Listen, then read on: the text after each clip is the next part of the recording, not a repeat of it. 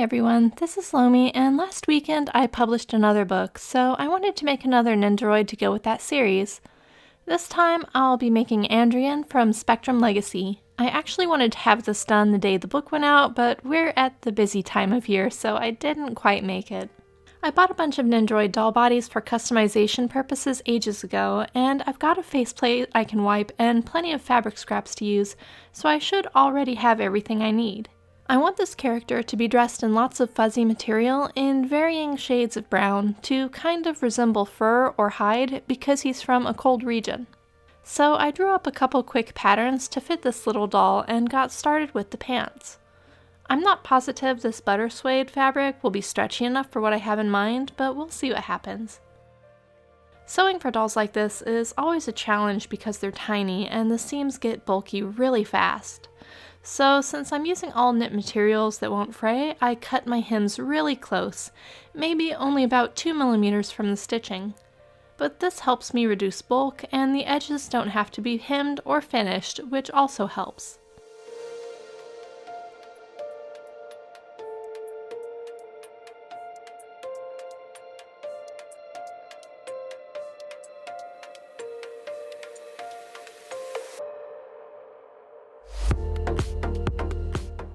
The pants worked out great, so next up was the cape. I used a crushed velour for this and start with the hood. I've made lots of capes and cloaks before, but none this small, and I'm happy to know it'll fit tiny dolls like my Pookie Pookie too.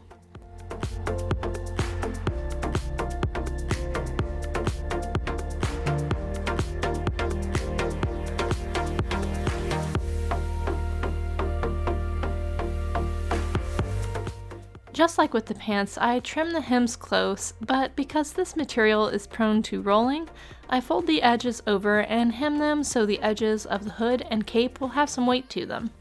This should help keep it from rolling up on itself. I do the front edge and the hood first, then the curved edge of the cape.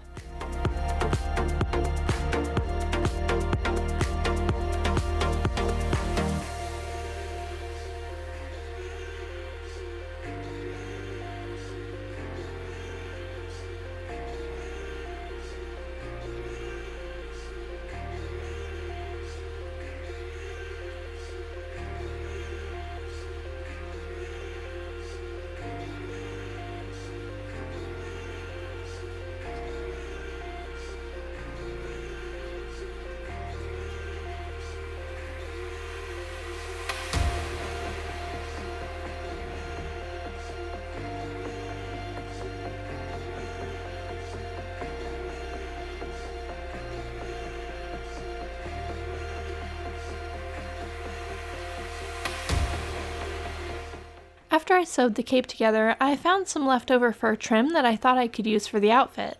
I cut it down to 1/4 inch strips, but I didn't know how I wanted to use it just yet, so I decided to put it aside for a bit and do some brainstorming while I worked on the doll itself. I'd never wiped a Nendoroid faceplate before, and I wasn't sure how much scrubbing would be necessary, but the answer was pretty much none. The paint came off super easily with a bit of acetone, which messed up my nail polish too, but oh well.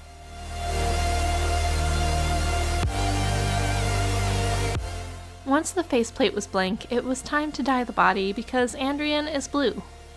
I'd picked the lightest skin tone available for this reason, and I filled a pot with water.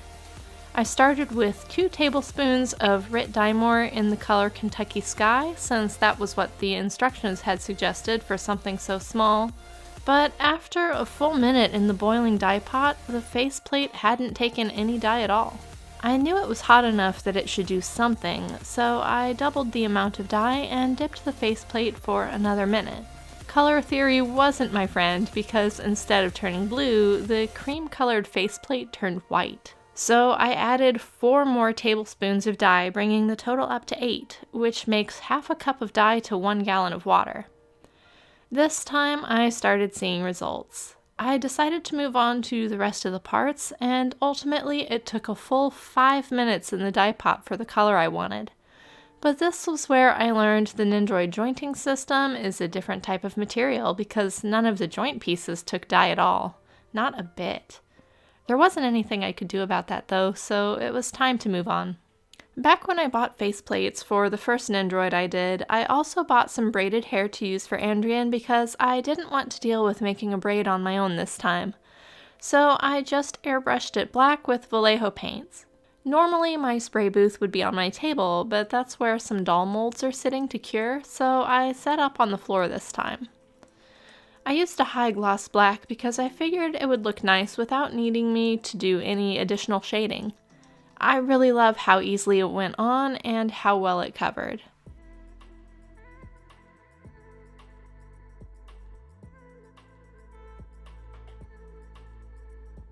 While the hair dried, I started thinking about his spear. Since Andrian comes from an aquatic species, they don't have facilities for a lot of metalsmithing. I knew I wanted it to have an authentic stone texture, so I got out my silicone putty to make a mold. When I was a kid, I used to watch my grandfather do flint knapping, and he often made little points for me because I liked the tiny ones best. The only thing I have from my grandfather, and I thought it would be the perfect thing to get the look I wanted, and it lets me incorporate something special from family too. Since the mold would take a long time to cure, I got back to work on his outfit. I used a lighter color of butter suede for the tunic. I started on the machine, but the armholes were so tiny that I decided it would be better to do the sleeves by hand. The fabric was so thick that I couldn't make tiny stitches very easily, so it took a bit, but eventually I got both sleeves in and cut the hems down close.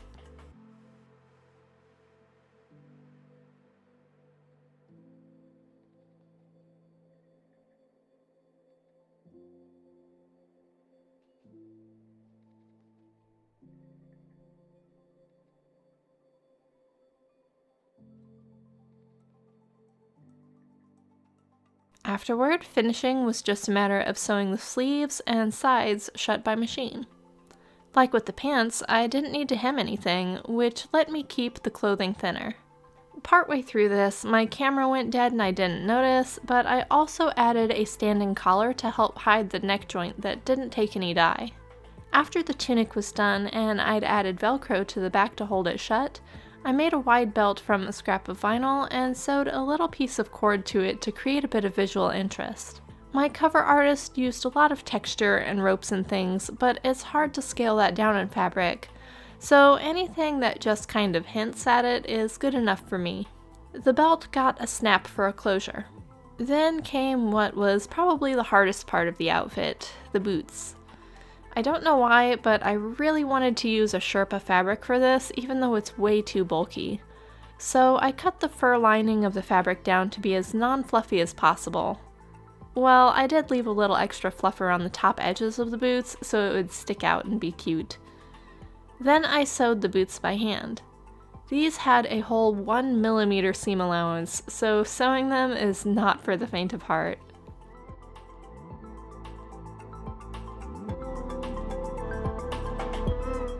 Once the upper part of the boot was all together, I slid a pencil down through to open everything up and make it stand the way I needed to attach the sole. Sewing the sole on was the hardest part, but it's just going in a circle, so once the sole was on and the fabric was laying nicely, I could put the pencil aside and just pinch everything to hold it in place.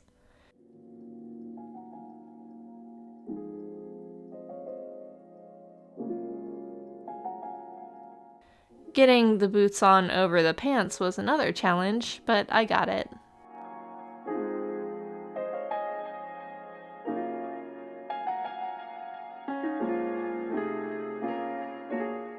By now the mold for the spear had cured, so I grabbed some thermoplastic pellets and dropped them into boiling hot water.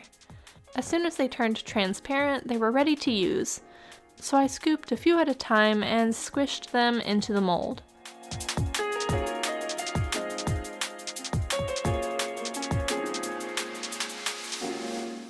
The second piece of thermoplastic had an air bubble, so I popped that with a knife and then pressed the already cooled half on top, with the spear's pole stuck in between. After this has had plenty of time to cool, I'll be able to paint.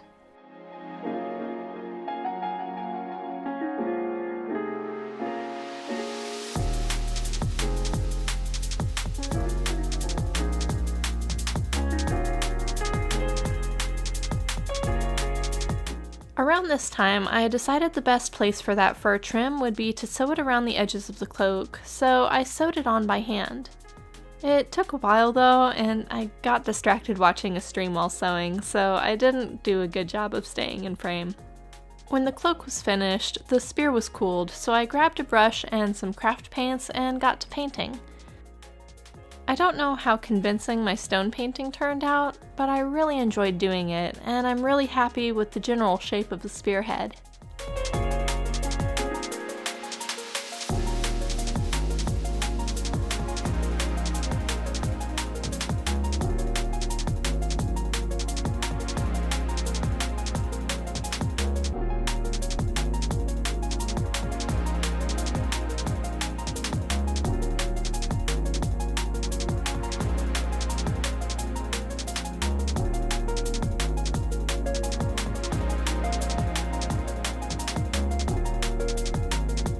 I painted the handle part with plain brown, and once the paint was dry, I used a bit of hot glue to wrap some bright embroidery floss around the base of the spearhead, just for a pop of color.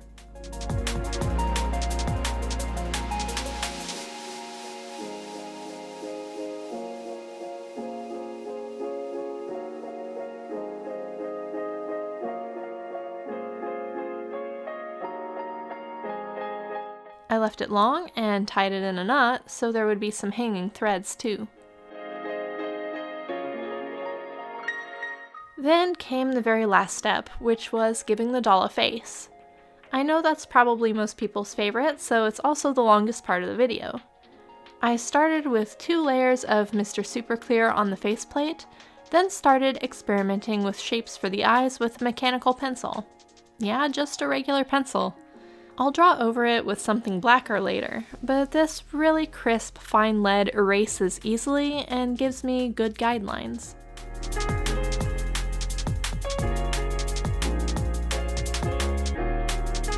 I liked the second eye shape better, so I erased the first and redrew it to match the second, then drew in some eyebrows. I use a vinyl eraser to clean up lines, and one trick I've learned is that it's important to keep the eraser very clean or it'll start to smudge things. So in between erasing mistakes, I rub the eraser on white paper to clean it. If the eraser leaves any residue or vinyl crumbs behind, I swipe them off with a bit of melamine sponge before moving on.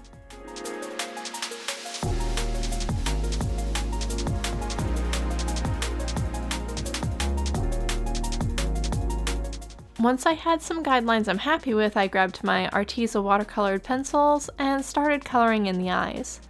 The hard faceplate and the good texture of the sealant combined with the soft Arteza pencil leads means I'll ultimately only use 2 layers of pencil for the eyes. You might notice a few black marks on the sides of the faceplate, and those are marks from where the airbrushed hair rubs when it's on the doll's head. Since it'll be under the hair, I didn't bother cleaning it off, because I didn't want to do anything that might damage the dye job. It turned out so smooth that it would be a shame to mess it up. The irises get drawn with 3 shades of brown and a black pencil.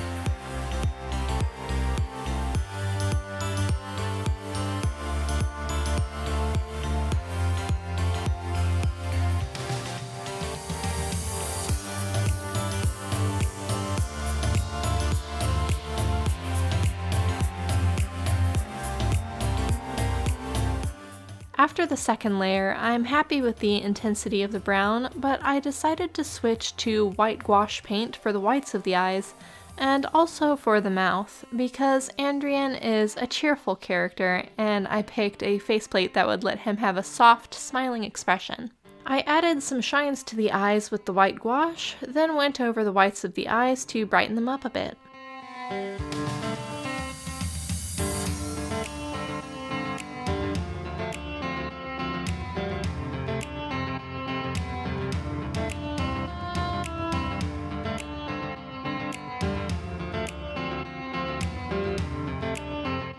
I know working with the really tiny detail brushes can sometimes be really intimidating, so I thought it might be nice to also have a little clip here where you can see how fast I was going in real time.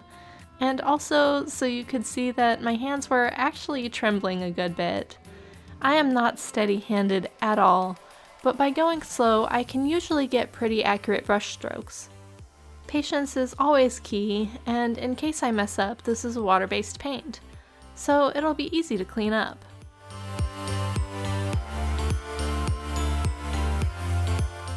Fortunately, there's no need for me to wipe anything off, and after sealing the finished face, Andrian is ready to put together.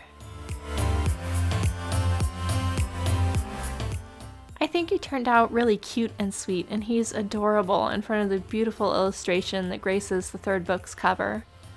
My official author copies of the book are still on the way, but for right now I have him set up with one of the early proof copies and set up beside Zaid, which makes me really happy because they're besties.